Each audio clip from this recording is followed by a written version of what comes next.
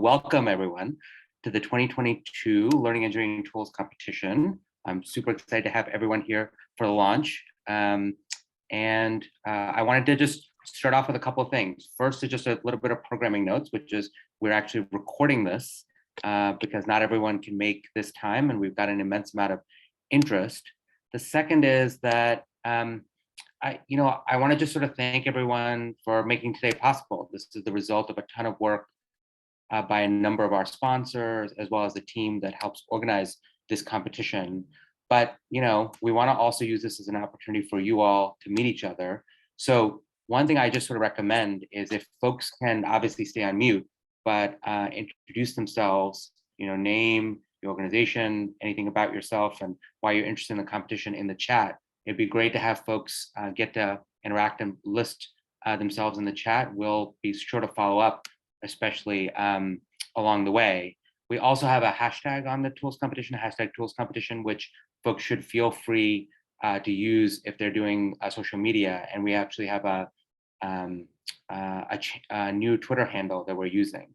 So first, let me just give a little bit of context for folks who might not know what the Learning Engineering Tools Competition is, just on some of its history. So we're actually in our third year of the Learning Engineering Tools Competition. We launched it originally in the early period of the pandemic. So it launched in the summer of 2020. At the time, this probably seems a little crazy, but we thought, hey, we're going through this pandemic. We don't know how long it will last. Certainly the role of virtual and blended learning will matter. And what are the ways we're helping people recovered with that? The unfortunate situation is we as a world are still living through some version of the pandemic, and we're starting to see the immense impact that's had. And so we've actually made this into a perennial competition thanks to the work of our sponsors. And so this is our third round of it. In both the 2020 and 21 round, we got proposals from more than 60 countries, more than 800 proposals each year. And we found that this is actually a wonderful way for both us at Schmidt Futures, but then also some of our peer foundations and others to discover the incredible amount of great ideas and work that's happening around the world, as well as to bring our disposition of our learning engineering approach to actually invest in the underlying engineering for how to improve what we're working on. So as folks probably know, there's, I think that the challenge in front of us is quite stark. The new NAEP results in the US show that we've, by some measures, lost 2 decades of progress on closing achievement gaps, especially in math. And I think globally, there's been a huge amount of impact on learning loss. And so I think, we couldn't be talking about this in a more timely moment, especially as the world gathers in New York and talks about where we are. And I'm thrilled to have our partners here with us. Let me just call out a few folks that are critical to having this year's competition happen, including our co-sponsors. So that includes Ken Griffin and the team at Citadel, the Walton Family Foundation, the Bill and Melinda Gates Foundation, as well as AliCorp, which is sponsored for the first time this year. And because of their work, we expect to make more than $3 million worth of prizes this year. So let's get started. You'll learn more about the Georgia State team and the Learning Agency and others who are excited to help you work on your proposals. This is meant to be a launch to sort of give you a little bit more details about the competition, as well as what we're hoping for. And we'll, launching it virtually, partly so that everyone can participate, but then we'll also be doing in-person events around the world to allow more people to get acquainted. What we're going to do over this hour is both give you a little bit of like a, preview of the competition, get some of your questions answered, and a little bit of the why of what's possible. And so to do that first, I wanted to introduce Jack Buckley, who's the head of people science and analytics at Roblox. Jack has like a storied history because he spent time in government, he spent time in the private sector. He's actually thought really hard about, the future of assessment. What is the role that advancement technology can actually play? So we figured we'd, both take a little bit of like inspiration from Jack, but also a little bit of like the why now. What do you hope to see from some of these competitors, Jack? And have you as our kickoff speaker. So thank you for being here. Well, it's my pleasure, and thank you. I think the storied history is a very polite way of saying you've been old and been around a bit, but I do appreciate it. I see a lot of familiar names. I wish I could see your faces in the chat. So it is a great pleasure to be here as part of the kickoff of the Learning Tools Competition Round 3. Kumar mentioned it, it is a very interesting time to be working in education technology, and that's a severe understatement. I'm honestly not sure if we're going to look back at this period in terms of ed tech as a golden age or a gilded age or worse. But it may surprise some of you who know me personally. I'm actually leaning more optimistic than pessimistic, which is not necessarily my normal state. So, I mean, on the negative side, the elephant in the room, of course, is this giant global unplanned forced natural quasi experiment in remote learning, and the early results are in and they're not very good, right? A lot of unrealized potential and exacerbation of stark social inequities. In the United States here in particular, on top of that, we have been living through a fractured political environment, which has in turn led to an ideological battle in our school boards and our classrooms, and that's likely to get a bit worse before it gets better. On the positive side, first of all, despite global economic fluctuations, there's still a lot of capital looking for global innovation in education technology. And again, that's been a bit of a roller coaster, but I think there are serious resources still looking to drive improvement in this area, and more than we've ever seen, certainly as somebody that's been working in the space for a long time.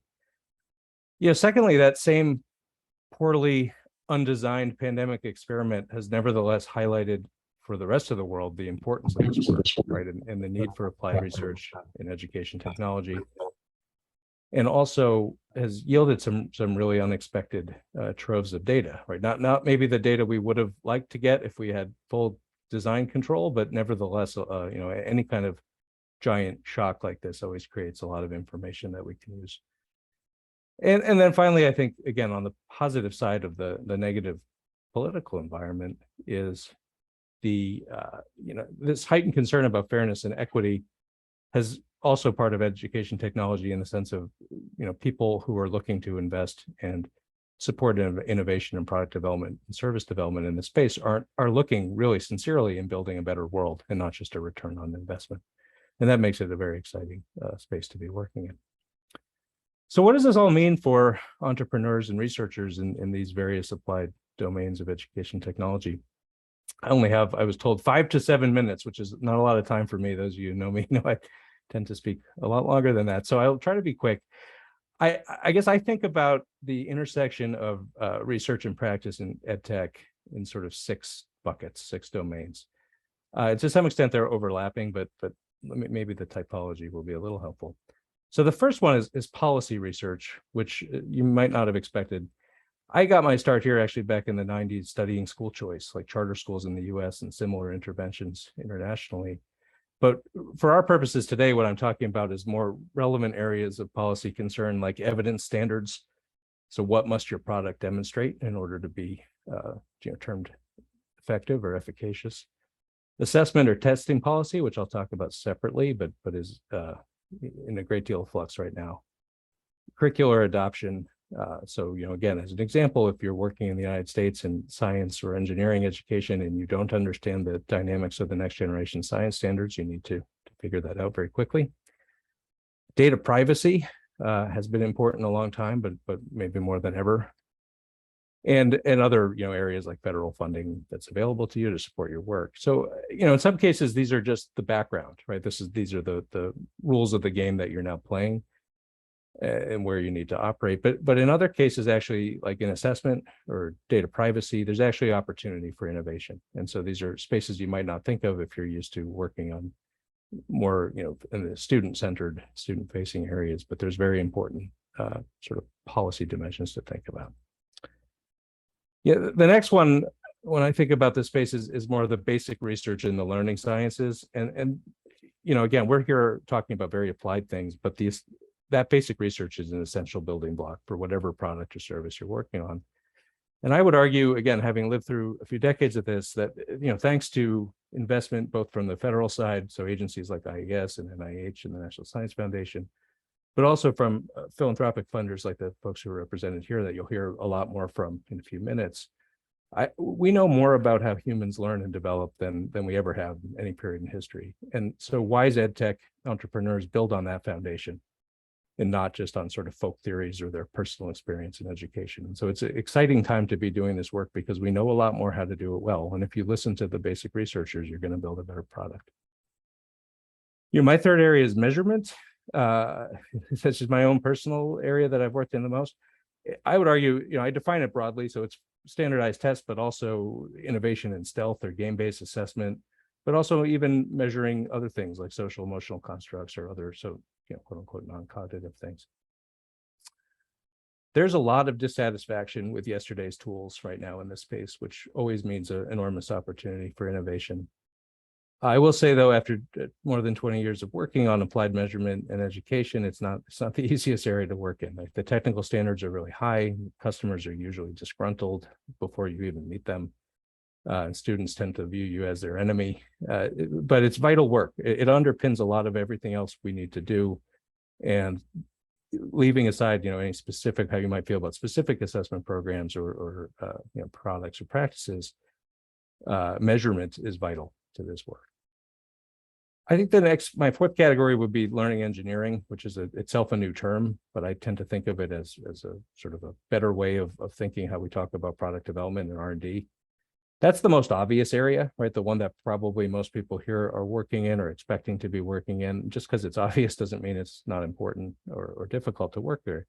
But that's where you're building, where I've seen the past awardees often be building new learning experiences or modalities, including student work, student products, but also teacher development tools and other innovations that will have direct impact on student learning. What I want to also highlight, though, so moving away from those sort of direct student or very proximal to the student products or services is what I think of as innovation or research and development in infrastructure. And that's where I think we've seen a huge change in recent years, certainly in the last 10. So when I think of infrastructure, these are innovations that actually accelerate the learning engineering design cycle and lower the barriers for subject matter experts to build content without having to invest in expensive software engineering teams or other things that used to make this very high barriers to entry. So we're very familiar with this in other spaces, right? The advances in cloud computing make it possible for small startups to create software as a service products without, it would simply have been impossible 20 years ago. And I would argue that we are at the cusp of a revolution in the ed tech side of, we're already seeing, obviously, some of those very same infrastructure investments do apply to education technology. But I think we are about to see a really interesting explosion of other infrastructure-like layers that actually make it a lot easier for people to come in without having to build that foundation and just hit the ground and start making their product. So my best example, because I'm familiar with it, is some of the work that our team is working on at Roblox, where we're very interested in building game-based education, but we're not building the content. We're hoping the community is going to build the content. We're building the tools that we will give away so that you can build the content, which means that it's possible to build an educational game at a probably an order of magnitude less, like a very small fraction of the cost that it would have taken you to do this prior, because you would have had to build the entire game engine yourself. You would have needed a giant engineering team. And we're not alone in this. Obviously, Unity is doing similar work. Minecraft is doing similar work. I think that's what's so exciting, is that a lot of people have realized that the future is build this infrastructure, and then finally all the people out there that actually know something about learning don't have to also know something about game design and software engineering. So this is also expensive work, but because of this, I think you won't have to build that plumbing. There's also probably a niche here where there's room for a lot of other innovators, not just big companies, to improve that infrastructure layer. And so if you're interested in that side of the house, there's also opportunity there. The last area, which I won't really talk about, is evaluation, because nobody wants to talk about evaluation. It is another important area of research applied here. It's the least fun. It's ideally here, what I would just say is, rather than an autopsy where you come in and say that somebody's product doesn't work or their program is bad, that sounds pessimistic. There I am. There you go. Instead, what we strive as a field to do is to come up with integrating evaluation earlier in the cycle where it's still possible to change course and close that design loop in a way that's actually productive and not sort of destructive at the end. So I'm running out of time. I want to close with a challenge, which is there are many opportunities for innovation and improvement, obviously, in every area of education. But I would argue, if you want to see where your work could have the biggest impact, I think you need to look at the two largest inputs into human development, which are time and labor, or an economist might think of it as productivity. So time, quick story, I was working at College Board on supporting research in psychometrics there, and they were developing the pre-AP program, which has since gone to market. And I was talking to the CEO who was saying, why can't we do this faster? Why can't you figure out what's working faster so that we can improve the product? And basically my answer was because I can't make the students learn any faster, that there is a physical limit on, I could measure them every day, but they're not going to have learned anything and you won't see any change. That sounds really obvious, but it's not always when you're sort of down, heads down working on this stuff. And labor, of course, on the other side is the single biggest cost of education everywhere. Again, by at least an order of magnitude. We pay teachers for their time. We need enough of them, and they have to have the right knowledge and skills to be effective, however you define teacher. So I would argue or challenge you that in order to have the biggest impact on education, your innovation, whatever you're working on, needs to reduce the time or the labor required for a student to learn something.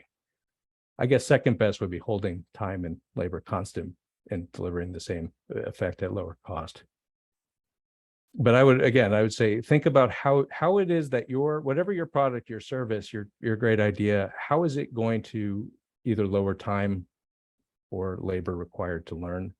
And I think the products or services in education technology that will revolutionize learning are going to come. They could come from any of those 6 areas of research, but the ones that change the world the most to break through the current limits of learning productivity. So I will stop there. It is a great pleasure again to be here, and good luck to everybody. Thank you, Jack. Well, like I said, Jack is probably the nerdiest senior person at Roblox, given that being his interest.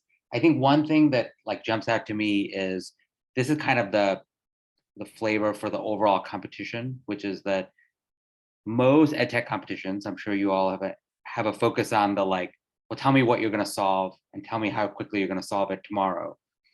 And this competition is just a lot nerdier, which is we want people to think really hard about the underlying structure of what they're building, the infrastructure they're going to use, how are they going to be able to test their ideas. And so a lot of the competition tracks that we're about to go through are an effort to get into that substrate so that we're not just saying, what is the way that you're going to partner with the research community? What is the infrastructure you're going to do so you can develop insights faster over time? What is the way that you're going to be able to partner and develop those insights over time? So, our partners are not, we just sort of think about that sub-layer a lot more, and that's why the focus of the competition. So I'm just going to quickly run through some of the key design elements of the competition. For some of the folks, this will be repeat, but just so that people have it. So the first thing is, as we said at the top, the competition is global. This was an explicit design decision because we think the challenge is global and that we want more learning to happen across partners. And this is one of the key features that a number of our partners really like, which is that they're seeing ideas that cut across not just US, but also global. And so we've got a great list of our amazing partners listed here. Second design element, which is we really want there to be competitors that are coming into the competition, some of which have a really well built out idea, and some of which it's just an idea on a scratch pad.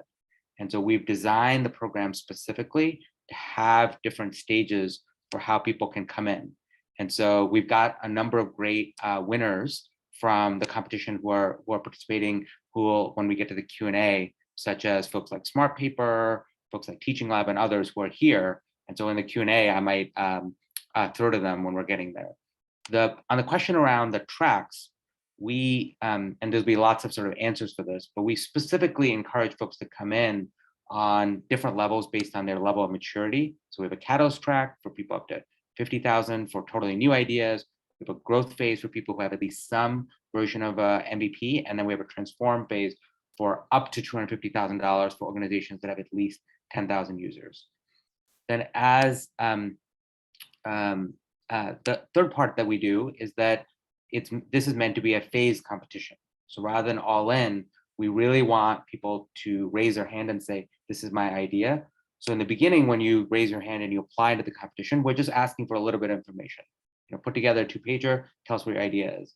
Based on the reviews, we then ask you to submit a more full proposal, and then we put that through multiple rounds of reviews, and then we have a pitch competition with an incredible set of judges, including a number of prominent funders that we do at the end. The point is, we want this to be valuable to you at every phase of the process, even if you don't win.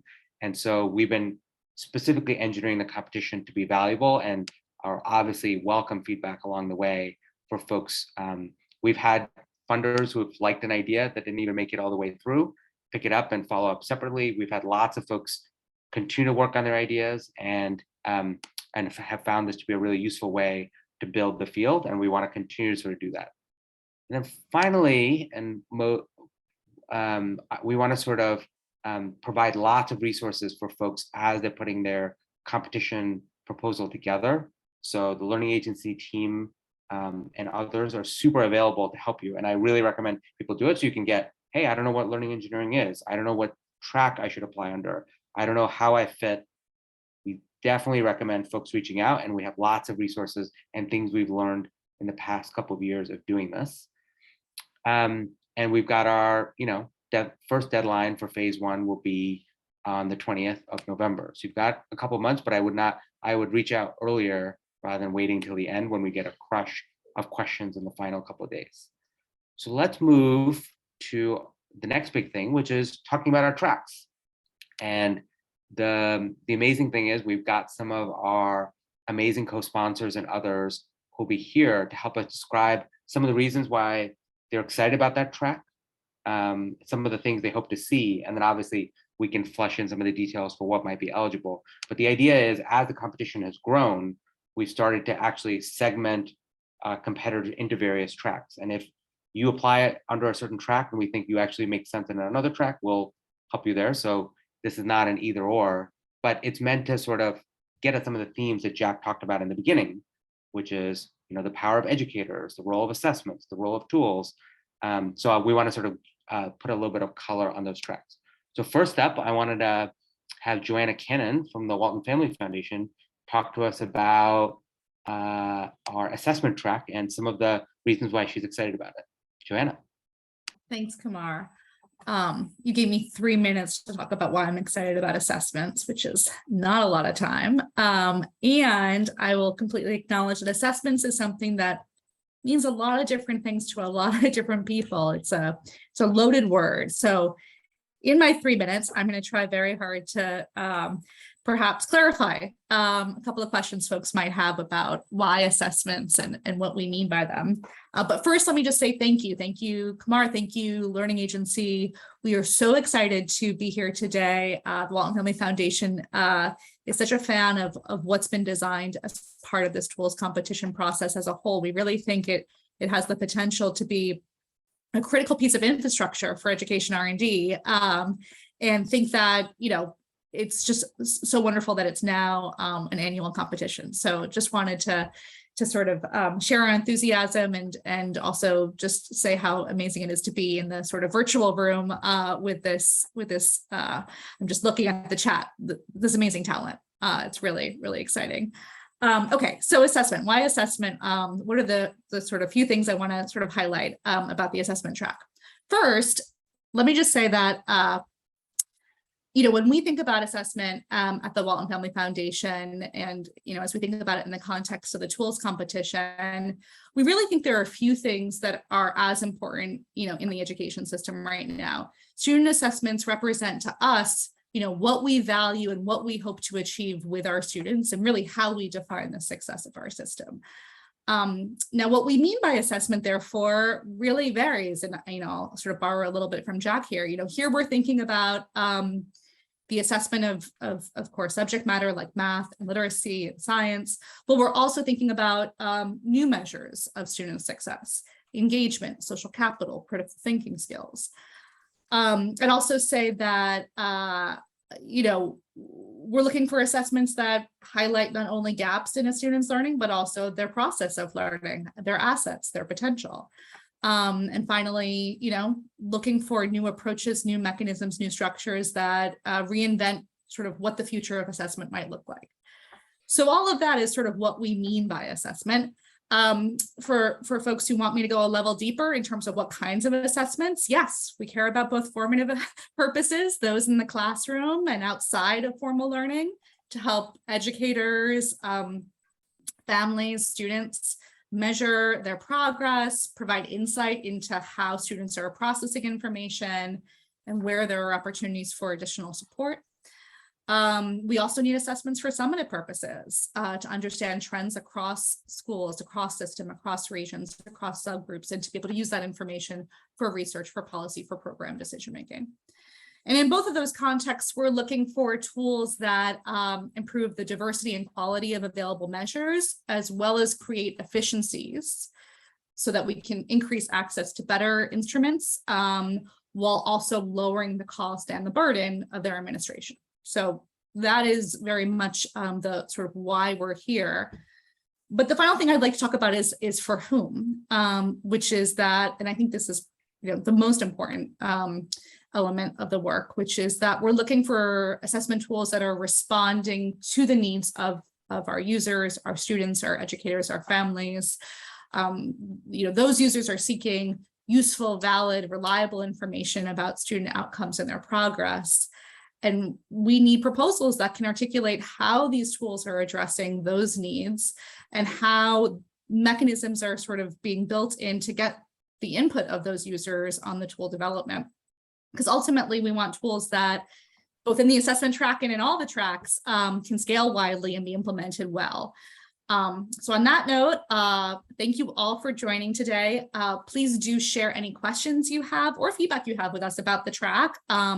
I know that I speak for myself, the Walton Family Foundation, and the other organizers and sponsors to say that we are just really excited about the ideas that people are going to bring forward. And, please apply, please share your thoughts. As Kumar said, we've designed this for folks who have early stage ideas and for later stage. So all ideas are welcome. Amazing. And Joanna's Walton does a ton of really deep work in the space. So they've also just been great partners for competitors as just like ways to sort of grow and harness. So I think it's amazing. Let me next throw to Brian at the Gates Foundation. Brian, who are you? And do you want to tell us a little bit about why you're excited about the research tools track? Thank you, Kumar. Hi, everybody. My name is Brian Richardson. I work on the K-12 program at the Bill and Melinda Gates Foundation. I work on the research and development team, hoping to fund many of the R&D infrastructure and learning engineering ideas that Jack talked about at the top. First of all, I just want to give just a huge shout out to Kumar and Joanna and Ellie and Citadel and everybody that's been a co-funder of this process. I think one of the real interesting things that I think Kumar and the learning agency team have been doing with this tools competition is just trying to make it easier and more coherent for those that have innovative new ideas in the education, technology, and learning engineering space to have a predictable place to go and find financial support. And I think our sort of market just being a little bit more easy to work with is a big hopeful lever into more innovation coming to the surface. And just want to thank you, Kumar, for exercising leadership here and the chance to partner and have our resources hopefully act in a more coherent way. I think Jack said everything that I wanted to say sort of about the why behind this track of the research tools. We are in the shadow of COVID. We saw one of the largest drops ever in NAEP scores as it related to mathematics. That disproportionately showed up among historically marginalized communities, Black students, Hispanic students, and all students experiencing poverty. The academic losses were one piece of the puzzle. An equally important piece of the puzzle that we're seeing in the shadow of COVID is the mental health effects. More than 250,000 children in the United States lost a primary or secondary caregiver, with disproportionately effects on youth and youth of color and youth experiencing poverty. 70% of public schools reported an increase in students who have sought mental health services, and more than 4 in 5 schools in the United States have seen stunted behavioral and social emotional supports development in their students. So we have some real big challenges in the United States as it relates to the U.S. education system and the mental health of our students. At the same time, as Jack was saying, we are at the edge of just one of the most amazing moments in research and learning tools in education.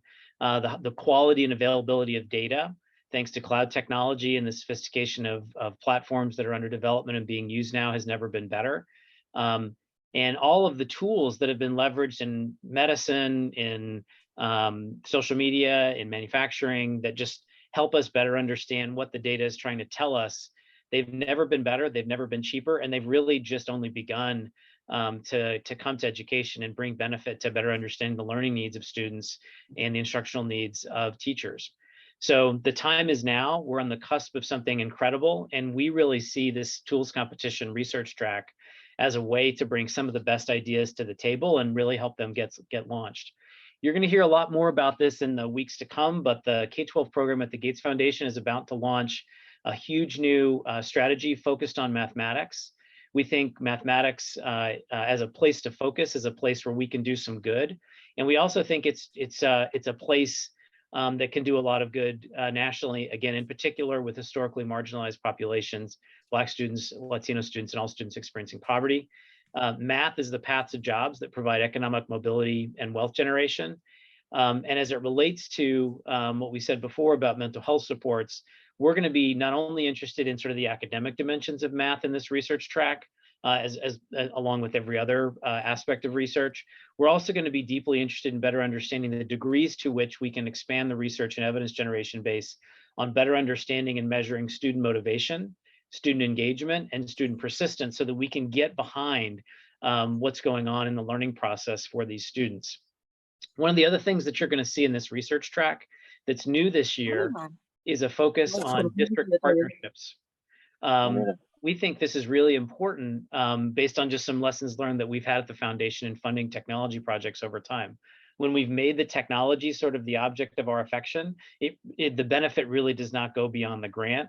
When we make answering the questions that district staff have, that teachers have, that school leaders have, that product developers have, that they need to know to better do their job, that's something that's going to stand the test of time. And you'll see that there's a new track in the research tools track where we're welcoming you to bring ideas to the table that are not only putting a ding in the way that we do research, but are bringing a district partner to the table so that you've got a place to test it. You're getting real-time feedback that we think is going to be so important to seeing that idea scale beyond the initial grant. With that, I'll hand it back to you, Kumar, and just say thank you again to all the partners in this space and to you for showing so much great leadership here. Amazing. And, Brian is really good at spotting. So there's lots of people that Brian has spotted through these competitions that have found their way into being great partners, both inside and outside the competition. So it's great to have you. And I think the big push that the foundation is making on math, I think, is going to be very exciting. Let me next pass to Tanya. And I have to say, the work AliCorp is doing, Tanya, is amazing. And I'm excited about this new direction that you're pushing. And Tanya, do you want to tell us who you are and then more about the educator track? Yeah, absolutely. Thanks, Kumar. Hi, everybody. My name is Tanya Becha. I am a general partner at AliCorp. AliCorp is a $600 million evergreen venture capital fund, funded and founded by serial entrepreneur Kevin Ryan.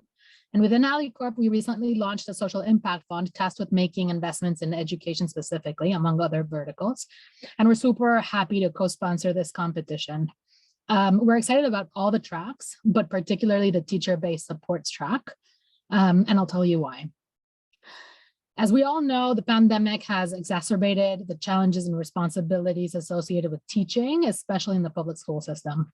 Nearly 4 in 10 teachers nationwide have indicated that working during the pandemic has made them consider changing jobs, which is terrifying given that even before the pandemic, there was a teacher shortage throughout the country, and 6 in 10 teachers that were hired each year were merely replacing colleagues who left the classroom early before retirement. Teacher turnover used to already cost school districts $2.2 billion annually. And over the course of the pandemic, as we know, teacher morale plummeted, teacher burnout is at an all-time high, teachers are working longer hours with insufficient admin support, and increasingly clamoring for greater mental health support for themselves and their students. All these challenges are more acute for high poverty schools. And a shortage of teachers fundamentally harms students, teachers, and the public education system at large. A lack of sufficient qualified teachers threatens students' ability to learn, and high teacher turnover reduces teaching effectiveness and consumes resources that could be used elsewhere. And so the challenge that we have here and the question we'd like to ask is, how might we apply innovative tech to improve teacher retention, satisfaction, and effectiveness across schools? What types of applications could we build to help teachers save time, feel more supported by administrators, and generally feel less stress and more confidence in day-to-day activities? What type of tools could empower and expand teacher impact in supporting teacher student development, learning, general well-being, etc.? So this opens up a whole world of potential approaches. I'll name 5 specifically.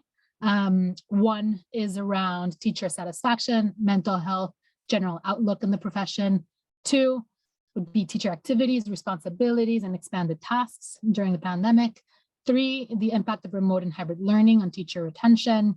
4, teacher resourcing needs and gaps in admin support. 5, manual, outdated, or time-consuming teacher tasks that could be improved via technology. And really importantly, 6, and finally, innovative tools to help teachers teach better. So we're super excited about this track in particular, and we'll, pass the baton back to you, Kumar. Amazing. And yeah, I think it's incredibly important, and we're super excited to have you. I also think that like the brain space you operate in, being able to help people think about the scaling piece will be incredibly useful as we sort of work with folks inside the competition. The next 2 we're going to do are actually going to be interesting priority areas that we're going to be highlighting in the course of this competition, because we, learning doesn't fully just operate just in the ages of 6 to 18. So first, I wanted to sort of introduce Ellie from the Gates team, because we're going to have a growing focus area on very young learners. Ellie, do you want to talk a little bit about both this as an area of your work at Gates, but also how you hope people think about early learners in their applications? Absolutely. And I just want to say how exciting this has been already, just listening to what everybody, all the tracks and the focuses that my partners have here. I work on the early learning team, which here at the Gates Foundation focuses on public pre-K, like state pre-K and Head Start, which serves 3 to 5-year-old children. And just as a reminder, in most of the US, pre-K is neither compulsory nor universal, and public pre-K is usually aimed at children who are experiencing poverty. And these programs, when high in quality, have been shown to lead to substantial, lifelong academic and non-academic and even intergenerational benefits for enrolled children. Our funded initiative is called Measures for Early Success, and it aims to inspire the creation of new child-level assessments. These data are critical for measuring and improving public pre-K quality and equity, while also helping educators tailor instruction based on children's diverse needs, strengths, backgrounds, and the languages they speak at home. I just want to anchor everybody. It's so easy to forget just how young these children are. They are pre-literate, they wear Velcro shoes, they believe in the tooth fairy, mostly. And so any assessments need to be play-based, positive, and affirming experiences, possibly stealth and very engaging. And we believe that technology now exists that can allow for this while keeping classroom disruption and teacher burden to a minimum. Ideally, these activities can generate data that are valid and reliable for the diverse children that are served, providing actionable information to teachers and families in real time, while also generating high quality data that systems can use for really critical things, such as making decisions about which curricula to endorse, understanding the effectiveness of interventions, and to set and measure progress towards quality and equity goals. The gold standards right now in direct assessments for young children focus on things that are easy to measure, like early numeracy, letter recognition, and vocabulary.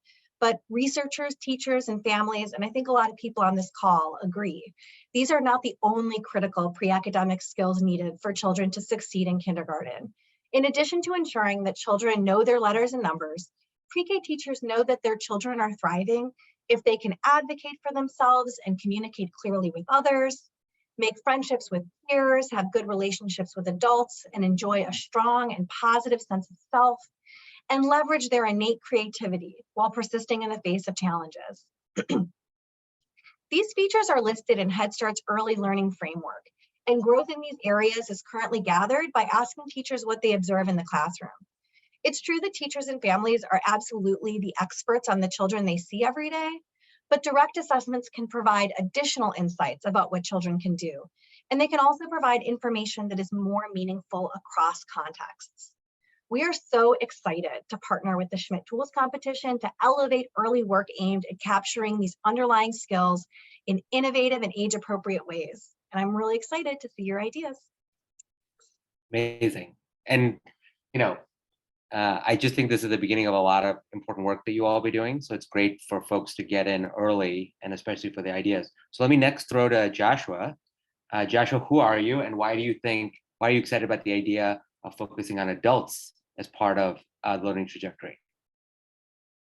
Hi, so I'm Joshua Elliott.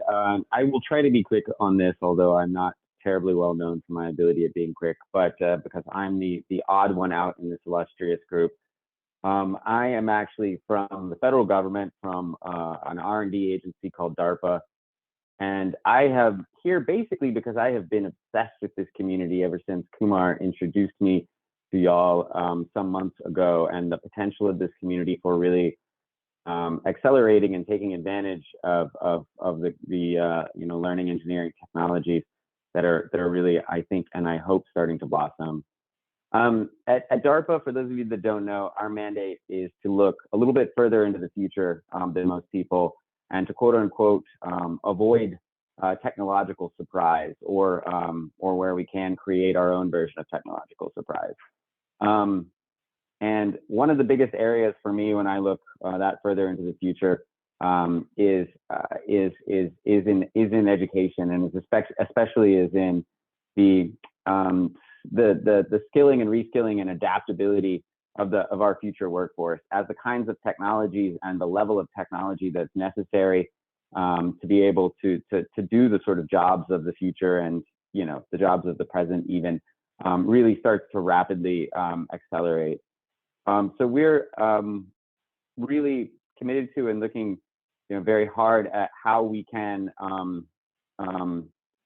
contribute to advancing those aims, and contribute to really advancing the development of the technologies that will create that sort of adaptable and continuous learning, continuous sort of upskilling approach that's necessary for the U.S. government, but also for the U.S. economy.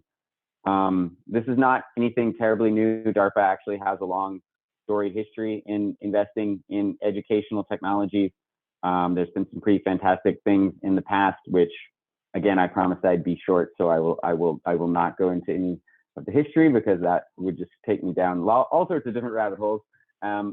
But we definitely think that there is, as has been said already, that this is a pretty seems like a unique time, hopefully a golden age, for these kinds of technologies to take off, and that applications of the kinds of things that this amazing community is doing to adult education are extremely important. So hopefully you'll be hearing more about that, more about DARPA's priorities and efforts in the very near future. And I just want to thank everybody, especially Kumar and the folks from the Learning Agency and from GSU, for inviting me and letting me be here, and letting me drone on about my own objectives and things during this panel. So thanks y'all. Amazing. Well, like I said, part of the goal that we've tried to strive for with every year of the tools competition is to really bring in all-stars, because I think folks in the field are doing incredible work. but sometimes people get siloed. So they only talk to either government, or they only talk to folks on the VC side, or they only talk to foundations. And we really want both the sponsors and the judges to really represent all the ways people build really powerful tools. And so even in I've been watching in the chat, I've been watching in we've got, former judges participating. We've got incredible, I've seen a bunch of the number of funders, whether it's the Bomber Group, Kevin, folks at Schusterman and others, all popping in and out. We've got previous competitors and winners in here. So it's an incredible community. And I think I really encourage folks to reach out. A couple of people I just want to sort of acknowledge, and then we'll do a little bit of a flash, collect the questions and follow up. So one is Julia Quinn at Citadel. Julia couldn't make it today, but Citadel was our first co-sponsor starting in year one, and have been a really amazing partner as the competition has grown, and have been a really valuable resource throughout. And the second is our, in addition to the learning agency team, which is represented, where's Katie? Katie from the Georgia State GSU team. They end up being our core academic partner in running the competition, and have provided a ton of value in actually evaluating all the underlying engineering as proposals come in. So I want to acknowledge both of them. So basically what we're going to, I want to do two things. One is one additional track we didn't talk about, which is we have a learning acceleration track. As folks can imagine, one of the big needs we're going to face both globally and in the US is going to be helping people catch up. Acceleration can be a little bit of a catch-all word, but lots of important ideas, whether it's the role of tutoring, whether it's the role of focusing on the key core concepts that allow folks to rapid improvement. Acceleration is a key theme. And so there'll be a track specifically focused on acceleration, so the more people are ready for career in college. The other thing I wanted to sort of do was, we're going to be running a number of, with the learning agency help, just Q&A sessions, deep dive sessions, and others. So this is not the beginning. This is just the beginning of a bunch of feedback you all can have. And so I think Meg, who's like the real mastermind at the learning agency of a ton of the design decisions, dropped in the 2 sessions that we're going to be doing in October. And then learning agency is also going to be just providing lots of back and forth coming out of this. So folks should both sign up for those. Those end up being great. But then you can also sign up for direct getting your questions answered. And then I think the other thing I'll just say is that each year we make improvements in the way we do this based on feedback that we get from you. Hey, I want deep dives on this. Hey, I would like help on this. So for us, this is like definitely a iterative process where a lot of the design supports we create are based on your feedback. So I'm a big believer in don't suffer in silence. Actually give feedback on what ends up being useful to you, and we will try to stand up resources to make that possible. There's an advantage where we're a funder, a lot of our peers are funders. We can definitely do additional things. This is not the beginning and end of everything we can do. And so your feedback ends up being very useful. So just as a way to close this out, what I want to do is just sort of collect questions that you would love an answer to. We already have a running FAQ. We will add to that. Some of these questions are also ones that then we might follow up with you and say, hey, here's a specific answer. And then we've got amazing people who are listening in, previous competitors and winners and others. So if I could recommend for everybody, take a second on, do you have a specific question as you're thinking about putting an application together, and drop it in the chat. And then if there's one or two, just as examples, I might pull out. But we also want to just use the last couple of minutes just to capture any questions or ideas folks might have. Let me take one meta question that has come in, which is, hey, what are the opportunities that we have to get feedback on our application as we're putting it together? And Katie, do you want to take a quick crack at what are some of the ways in past years GSU and others have given feedback to proposals and proposal ideas along the way? Yeah, absolutely. So a a lot of the things that we've done from the Georgia State team and now also Scott Crossley at Vanderbilt have been meeting with people who are making proposals, and you can sort of semi-pitch your ideas to us, but really what we're here to do is do all of the nerdy things that Kumar was talking about. And so just to help you sort of think about how you can be weaving in learning engineering, the learning sciences, the science of learning, all of those good things, but also helping you to connect with researchers, other partners, just really be thinking about what kinds of supports you might need going down. And we talk with the team at the Learning Agency as well to sort of figure out where we can meet needs of different teams and the kinds of things that we'll be needing as we go down the pipeline of all of the different phases. That's great. Let's do another one. I saw a question that came to Joanna. Joanna, do we have you here? Where's Joanna? I'm here. Joanna, so we got a question while you were talking about, hey, it seems like Walton has done a bunch of work in thinking about assessment. Is there a place someone could go to read up on things you have already figured out and done? Do you have and we'll put this in the like after where people can read, but are there things that you would point people to? Yeah, there is information available on our website. And in fact, like a lot of foundations, we're trying really hard to be very transparent about what we fund. So you can even like search different investments that we've made in this space. So I encourage folks to do that. We've done some really exciting work, I think, in particular in the last couple of years around some of the topics we talked about, both how we think about assessment in the context of maybe the existing systems and what improvements could be made there, as well as really trying to think differently about, the future. With that said, if folks have specific questions, they can pass it through the Learning Agency folks, and we're happy to address them. Amazing. So next, I wanted to just sort of do a quick few call outs for some of the previous winners and some of their experiences and advice they might have. Sarah Johnson, are you around? Where's Sarah? Yeah, I'm right here. Hi, everybody. Do you want to talk a little bit about, participating in past years and advice you have for everybody? As they submit their applications? Yeah. What's your stick? Yeah. My advice would be to not think about this as a competition to try to sort of like just destroy others. But the metaphor I've used before is like, it's not Squid Game. I have found being a part of this community exceptionally collaborative and supportive. And so obviously it's good to put your best foot forward and share your innovative idea and solution. But I also have felt safe in this community asking for support. And I felt like Schmidt Futures and others have provided a tremendous amount of support.